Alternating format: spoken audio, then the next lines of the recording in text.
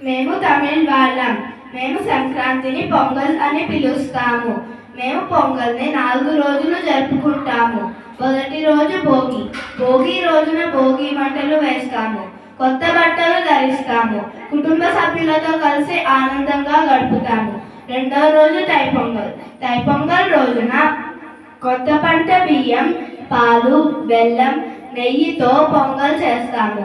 మట్టి పాత్రలో వండుతాము. సూర్యుడికి చక్కెర చేలలు, కొబ్బరికాయలు, అరటిపండ్లు నైవేద్యం పెడతాము. చంద్రునికి వెణ్పొంగల్ వండుతాము. మూడో రోజు మాటు పొంగల్. మాటు పొంగల్ రోజున పశువులకి అంకితం. పశువులను శుభ్రం చేసి అలంకరిస్తారు. నాలుగో రోజు కానుపొంగల్. కానుపొంగల్ రోజున జల్లికట్టు క్రీడలు నిర్వహిస్తాము.